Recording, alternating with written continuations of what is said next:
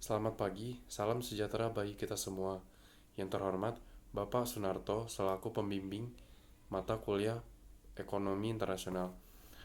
Perkenalkan, nama saya Stefan Jansen dari Program Studi Manajemen semester 3.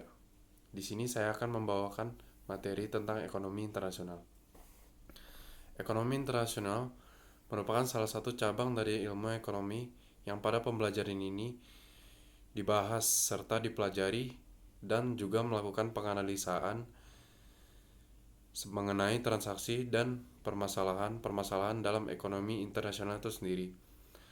Yang salah satunya adalah kegiatan ekspor dan impor. Selain itu, perdagangan dan urusan keuangan serta moneter sekaligus organisasi ekonomi milik pemerintah maupun non-pemerintah yang memiliki jaringan interaksi antara negara merupakan bagian dari ekonomi internasional.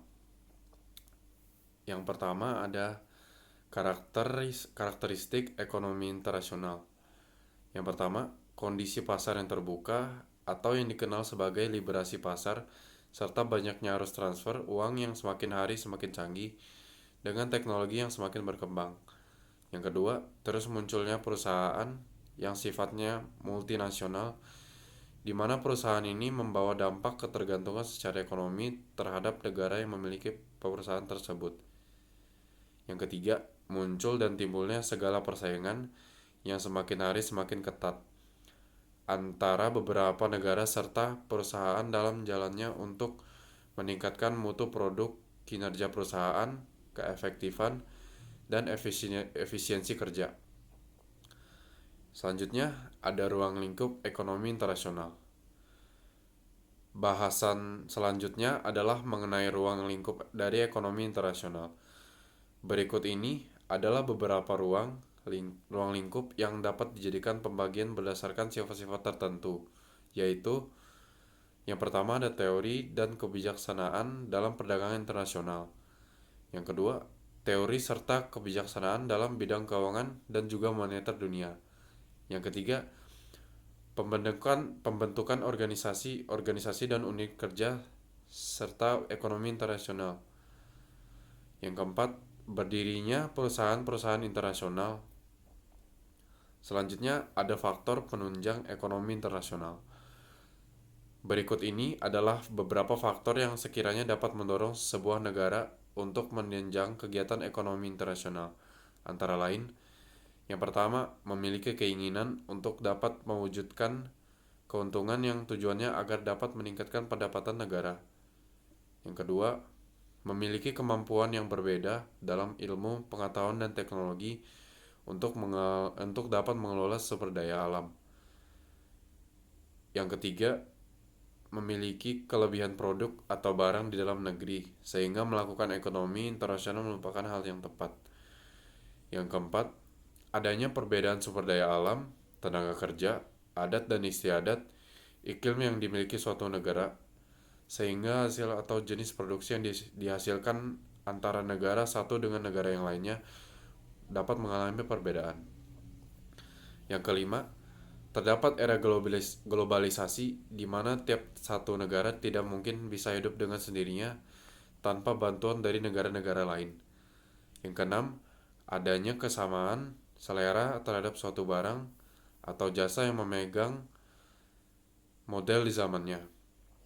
Yang ketujuh, adanya keinginan untuk dapat membuka suatu peluang kerja serta hubungan-hubungan diplomatik yang dilakukan dengan masyarakat dari negara-negara lain. Selanjutnya ada tujuan ekonomi internasional. Tujuan daripada kegiatan ekonomi internasional yaitu untuk meningkatkan kemakmuran suatu negara yang lebih baik untuk seluruh lapisan masyarakatnya.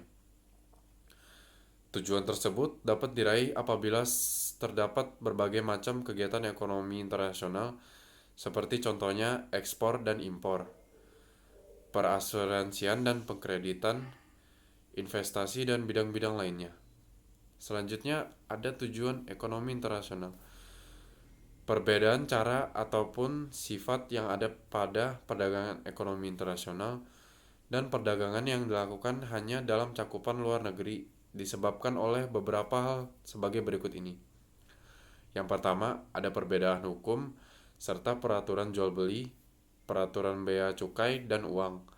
Yang kedua, perbedaan adat istiadat, kebiasaan, kegemaran, musim, iklim, bahkan kondisi pasar lokal. Yang ketiga, ada perbedaan keadaan dan suasana politik, sosial, budaya, serta ekonomi dan kultural. Selanjutnya, ada manfaat ekonomi internasional. Berikut ini adalah beberapa manfaat yang akan didapatkan dari adanya ekonomi internasional, antara lain yang pertama, meningkatkan pendapatan suatu negara. Beberapa contoh hal yang meningkatkan pendapatan negara adalah perihal TKI atau tenaga kerja Indonesia, di mana mereka akan mendapatkan gaji dengan mata uang dari tempat asal mereka. Saat mereka menukarkan uang ini, lah nantinya terjadi transaksi pembelian rupiah, dan inilah yang menjadi salah satu pemasukan pada suatu negara. Hal yang lain yang mendukung adalah ekspor barang ke luar negeri, di mana ini akan menjadi cara yang baik untuk mendapatkan pundi-pundi uang negara. Yang kedua, menjaga kestabilan negara barang di dalam negeri. Semua orang tentunya pernah mendengar kalimat di mana saat produksi lebih sedikit, mana harga barang atau jasa akan naik. Jika demikian, maka kestabilan harga barang tidak akan tercapai. Maka dari itu, diperlukan banyak produksi dengan solusi terbaik untuk menambah kuota impor yang memang sesuai dengan keinginan masyarakat. Hal ini tentunya dapat memenuhi segala permintaan di dalam negeri dan menjaga harga agar tetap stabil dan juga murah. Yang ketiga, memperluas ketersediaan lapangan kerja di suatu negara. Perluasan lapangan kerja tentunya akan terus meningkat jika diiringi dengan tingginya permintaan ekspor. Karena salah satu faktor yang menentukan tingkat kelancaran suatu produksi yang kian meningkat, salah satunya terdapat pada jumlah tenaga kerja yang cukup dan mencukupi selain dibutuhkan ketersediaan bahan-bahan baku. Yang keempat, mempercepat pembangunan nasional. Banyak pembangunan yang dilakukan guna menunjang adanya kegiatan ekonomi internasional, seperti pembangunan bandara baru, pelabuhan baru, tol laut baru, jalan baru, dan lain-lain. Yang kelima, munculnya ahli-ahli di bidang teknologi. Dengan adanya globalisasi, tentunya proses alih teknologi akan semakin cepat. Hal inilah yang dapat mendorong masyarakat Indonesia untuk terus mempelajari teknologi sehingga dapat menjadi ahli teknologi dunia. Itu saja materi yang dapat saya sampaikan. Terima kasih atas waktu yang diberikan Bapak Sunarto untuk tugas ini. Terima kasih.